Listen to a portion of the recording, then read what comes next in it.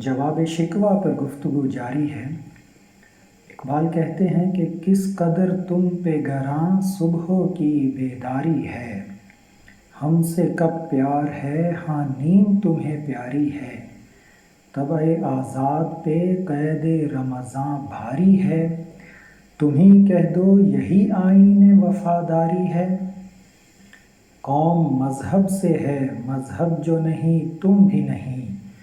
جذب باہم جو نہیں محفل انجم بھی نہیں۔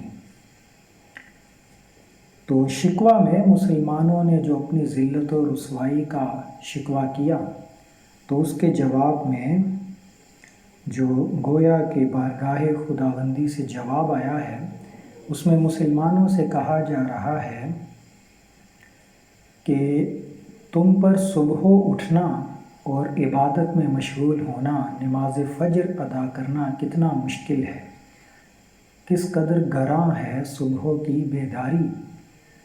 تو آج کل مسلمانوں کی اکثریت تو ویسے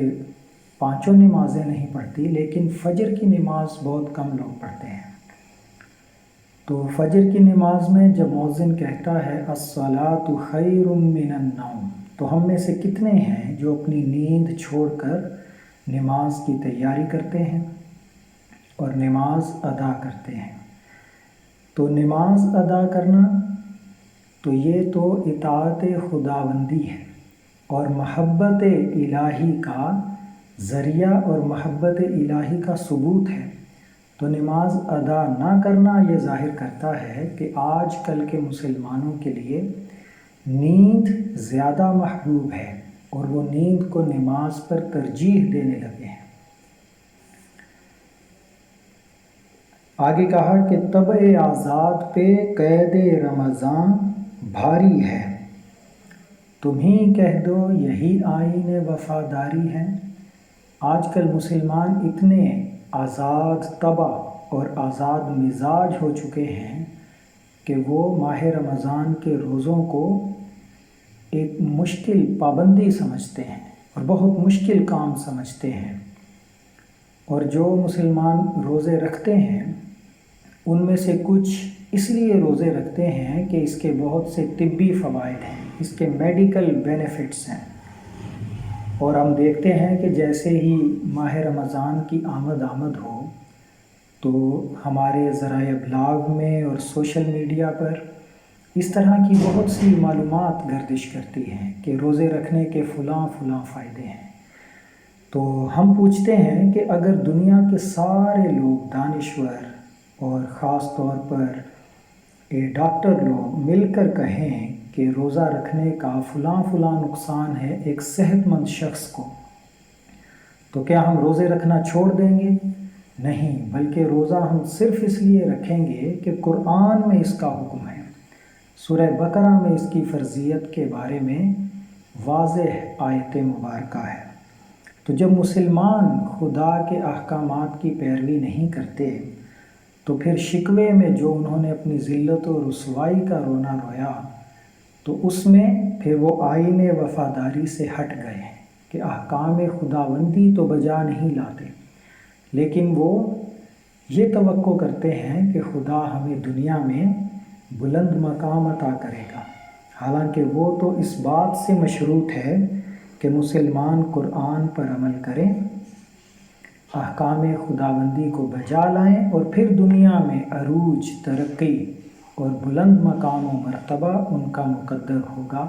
جیسے کہا کہ وہ زمانے میں معزز تھے مسلمان ہو کر، اور تم خوار ہوئے تارک قرآن ہو کر۔ اس بند کا آخری شعر ہے قوم مذہب سے ہے مذہب جو نہیں تم بھی نہیں، جذب باہم جو نہیں محفل انجم بھی نہیں۔ اس کا مطلب یہ ہے کہ جیسے ستاروں کی محفل قائم ہے، ستاروں کے درمیان کشش کی قوت کی وجہ سے، ان میں جو جذب باہم ہے، آپس کی قوت کشش، اس وجہ سے ستاروں کی محفل قائم ہے۔ اگر ان میں یہ قوت کشش کم ہو جائے تو وہ سارے بکھر جائیں گے، کہکشائیں بکھر جائیں گی،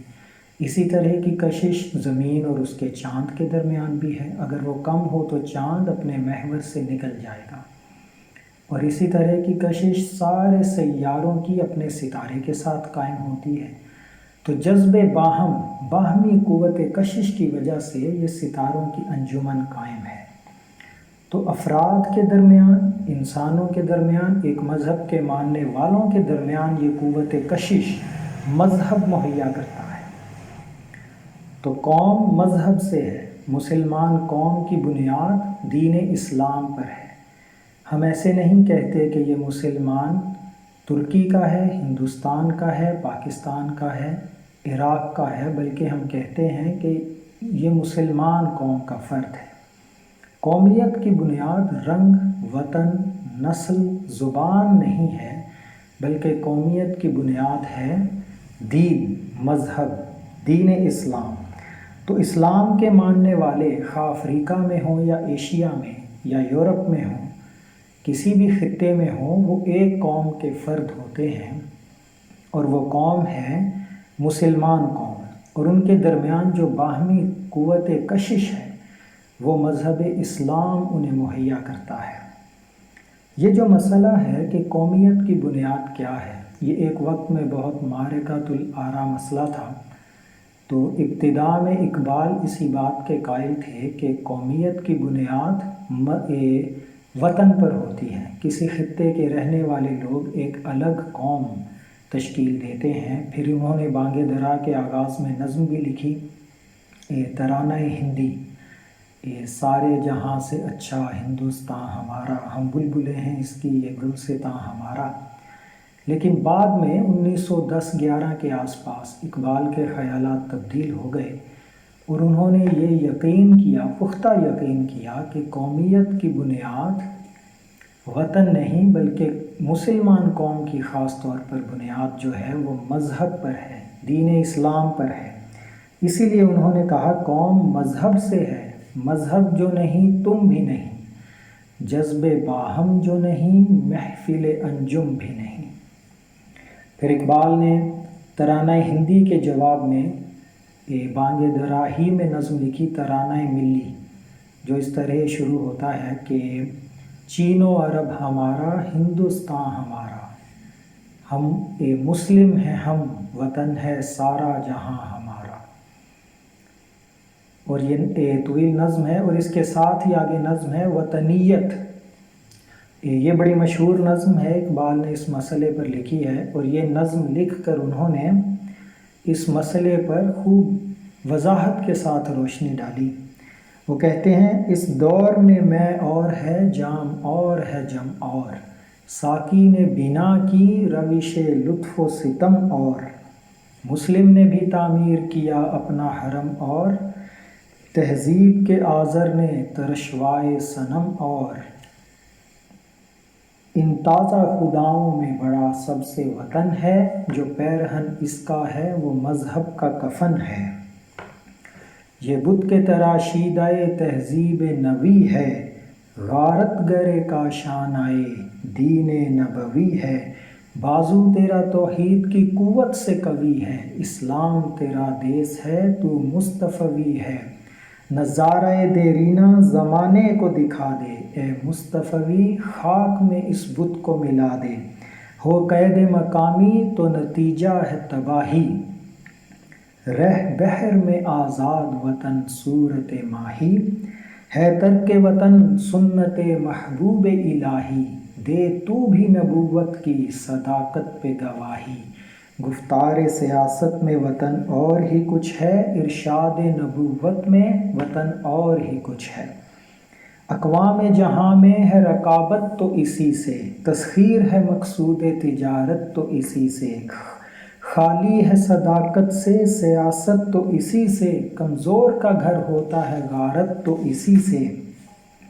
اقوام میں مخلوق خدا بڑھتی ہے اس سے، قومیت اسلام کی جڑ کٹتی ہے اس سے۔ تو یہ جو نظریہ ہے کہ قومیت کی بنیاد وطن ہے، اس سے قومیت اسلام کی جڑ کٹ جاتی ہے۔ تو اقبال کی یہ دو نظمیں جو ہیں خاص طور پہ، ایک یہ جو ابھی پیش کی وطنیت بانگ درا میں، اور دوسری ارمغان حجاز کے آخر میں، اردو حصے کے آخر میں فارسی نظم ہے 3 اشعار کی۔ اس نظم کا عنوان ہے حسین احمد۔ تو ان 2 نظموں نے اس نظریے کی جڑ کاٹ دی کہ قومیت کی بنیاد وطن ہے، تو قومیت اسلام کی جڑ کٹتی ہے اس سے۔ وہ نظم جو ہے ارمغان حجاز میں مشہور نظم ہے۔ اقبال کہتے ہیں کہ عجم ہنوز نہ دانند رموز دین ورنہ، ز دیوبند حسین احمد چہ بوالعجبی است، سرود بر سر منبر کہ ملت از وطن است، چہ بے خبر ز مقام محمد عربی است صلی اللہ علیہ وسلم۔ بمصطفیٰ برساں خیش را کہ دی ہمہ اوست، اگر بہ او نہ رسیدی تمام بولہبی است۔ یہ ارمغان حجاز کے 2 حصے ہیں، ہم جانتے ہیں، ایک فارسی اور ایک اردو۔ یہ فارسی نظم حصہ اردو میں اقبال نے شامل کی۔ وہ جانتے تھے کہ ہندوستان میں فارسی بہت کم لوگ سمجھتے ہیں، تو اپنا یہ پیغام نظریہ قومیت کہ قومیت کی بنیاد دین پر ہے نہ کہ وطن پر، انہوں نے یہ فارسی نظم ارمغان حجاز کے اردو حصے میں شامل کی۔ اس نظم پر تضمین لکھی ہے مشہور شاعر ہیں نذیر لدھیانوی۔ وہ لکھتے ہیں جو جانتا نہیں جینا وہ جانے کیا مرنا، حرم سے ٹوٹ کے دشوار ہے بسر کرنا، جہاں میں ہر کہیں رہنا عرب کا دم بھرنا، عجم ہنوز نہ دانند رموز دین ورنہ، ز دیوبند حسین احمد چہ بوالعجبی است۔ حدود ہند و سمرقند و چین میں ہے پابست، ہے فکر جام شراب کنشت سے سربست، حرم کو چھوڑ کے بت خانے سے ہو پیوست،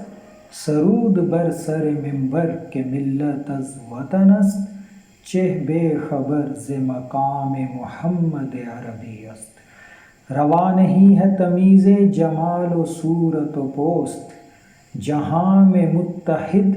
ایک لا الہ سے ہیں سب دوست، متاع فخر نہ دہلی نہ اصفہان نہ خوست، بمصطفیٰ برساں خیش را کہ دی ہمہ اوست، اگر بہ او نہ رسیدی تمام بولہبی است۔ اسی طرح اقبال نے رموز بے خودی میں ایک نظم لکھی در تفسیر مضامین سورۃ الاخلاص۔ اس میں کہتے ہیں دل بہ محبوب حجازی بستہ ایم، ز این جہت با یک دیگر پیوستہ ایم، کہ مسلمانوں کے دل محبوب حجازی سے لگے ہیں، اور یہ وہ رشتہ ہے جو مسلمانوں کو باہم جوڑے ہوئے ہے، جس کی وجہ سے مسلمان ایک دوسرے سے منسلک ہیں۔ اور یہی ہمارے دین کا پیغام ہے کہ قرآن کہتا ہے انما المؤمنون اخوہ، مومنین آپس میں بھائی بھائی ہیں، اور حدیث مبارکہ کا مضمون بھی ہے کہ یہ تمام مسلمان ایک جسد واحد کی مانند ہیں، ایک جسم کی مانند، کہ اگر جسم کے کسی ایک عضو میں تکلیف ہو تو سارا جسم بے قرار ہو جاتا ہے۔ یہ جو اقبال کا آخری معرکہ اسے ہم کہہ سکتے ہیں کہ یہ نظریہ کہ قومیت کی بنیاد کیا ہے، اس پر ایک مفصل کتاب لکھی ہے، ضیاء القرآن پبلشر سے وہ شائع ہوتی ہے۔ اس کتاب کا عنوان بھی یہی ہے کہ اقبال کا آخری معرکہ۔ اس میں اس مسئلے پر تفصیلی گفتگو کی گئی ہے، اور وہ کتاب کے مصنف ہیں سید نور محمد قادری۔